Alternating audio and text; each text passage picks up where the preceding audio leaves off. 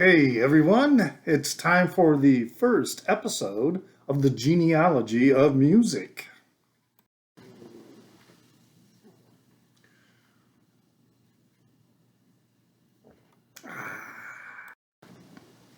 So, what this adventure does is take us along the connections different musical artists and musicians have and how they cross paths. This is one of the neat things about collecting vinyl because this information is a lot easier to get from the vinyl cover than it is from CD covers. It's there, but sometimes the print's really tiny, and it's hard to read. But also, when albums that were originally released on vinyl were being produced and released on CD, a lot of this material and information was left out.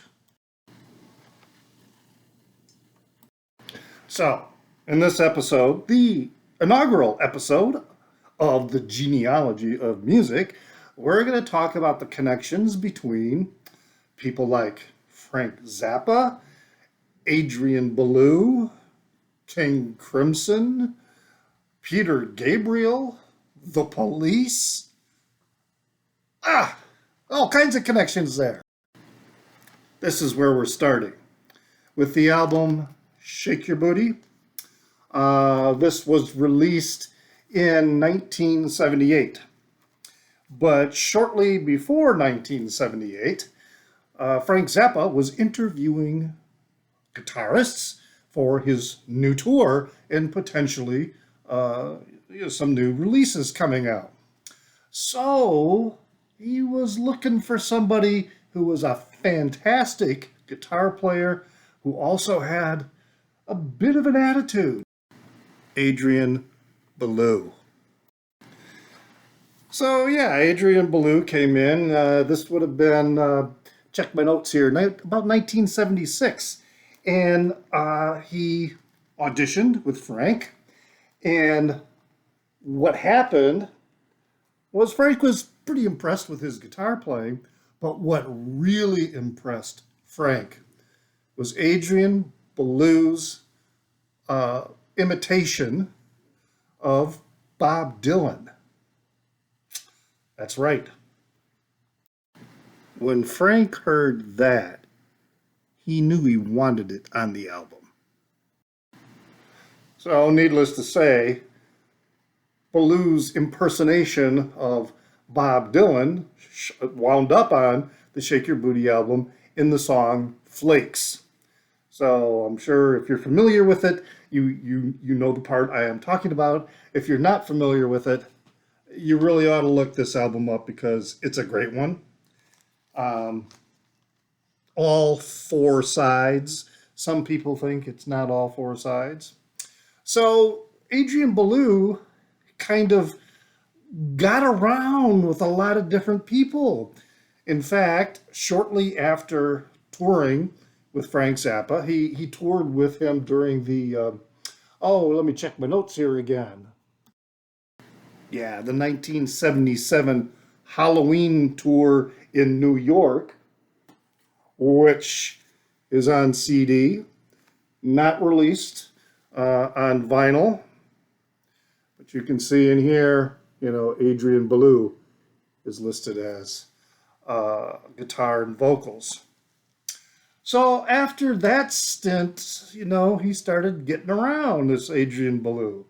He was quite a showman, in addition to being a really good guitar player. And who did he end up touring with next? Yes, David Bowie, or Bowie. And it would have been this tour here, which was the On Stage tour. And that was released, check my notes again, 1978. So he was a busy guy in the late 70s. And it didn't stop with David Bowie. So the next step is probably one many of you are more familiar with if you are familiar with the band King Crimson. because Adrian Belew was a very significant contributor to King Crimson, in particular on 3 albums. There's a trio of albums that are really his. I mean, they have his flavor more than perhaps the influence of Robert Fripp. There are some who speculate this annoyed Robert Fripp. So the albums in particular we're talking about is Discipline, and which is a really fine release that came out in 1981. And then there's also Beat. This is Adrian Belew album as well. And that one came out in 1982. There was also Three of a Perfect Pair, which is a killer album also, but I don't have that on vinyl. I got it on a pirated CD. And of course, Adrian was busy with his own projects. He was putting out, solo material at this time as well. One of those releases in that era is this one, Lone Rhino, which really has a very cool song at the end called Audie Belew, which was his then 4-year-old daughter, and she wrote the music. Pretty interesting, huh? So there was another little moving around, okay? So when he was playing with King Crimson, of course, he was connected with Robert Fripp and also Tony Levin, who is the big, tall, bald-headed guy, if you've ever seen them in concert, who plays the electric stick, also called the stick bass. And they collaborated, not with Adrian Belew, but Tony Levin and Fripp collaborated with Peter Gabriel. So you've got them working with Peter Gabriel on a lot of his solo material, his early solo material, such as this one here. And then, but also Robert Fripp, crossing paths again. Well, he was working with David Bowie, okay, who also worked with Adrian Belew.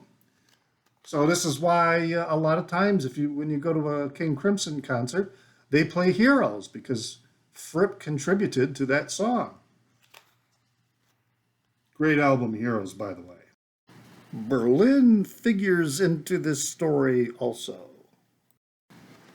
These collaborations with Tony Levin in particular continued with Peter Gabriel further into Gabriel's career, including with the album So, which is a really killer album.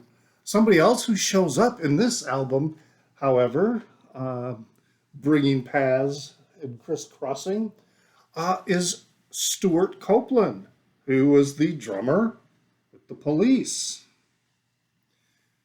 So all these people and all these pretty big bands are collaborating together on different projects. It wasn't like they were doing things on their own, like they were all in their own different silos.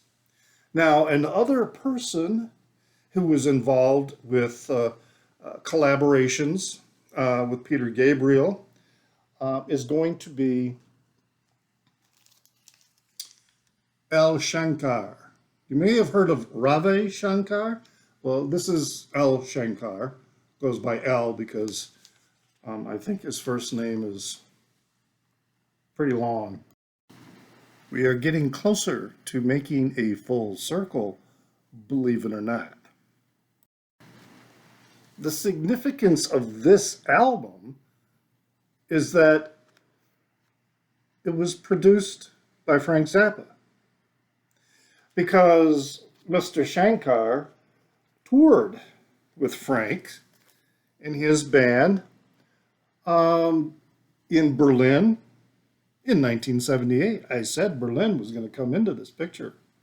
And interestingly enough, at the Berlin show, not playing with Frank, but at other Musical artist on the bill at that same show was Peter Gabriel. And then also, I don't have a copy of the one in particular, but Shankar also appears on the "You Can't Do That on the Stage Anymore" Volume 6. I don't have that on CD, but I do have this one on vinyl. But that song's not on this one. So, all together, and don't forget, all together, uh, all these connections between these different musical artists. And that happened a lot. It still happens a lot. But a lot of times, you never know because that information doesn't always show up on CD covers like it does on most album covers because, there were a couple exceptions in which a lot of famous musicians, at least famous at the time, did not show up in the credits. Such was the case with the Beatles, for example. Initially, there were Eric Clapton, Ron Wood, and some others would be playing with them, but they didn't always get credits when the albums were released. So that's one of the cool things about collecting vinyl. This whole concept of the genealogy of musicians, the genealogy of music. There's that cartoon of the old man sitting in the chair talking to the kids, saying, that John Mayall begat uh, Eric Clapton, who begat Cream, who begat Blind Faith, and also Mayall begat Stevie Winwood, who begat Blind Faith, who begat Traffic. So there's all these connections. So enjoy your music, and at the same time, you'll find out a little bit of history about each of the musicians.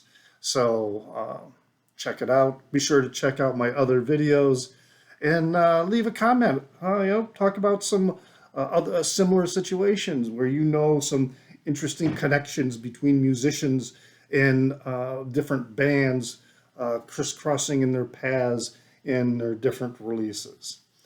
And as always, enjoy your music.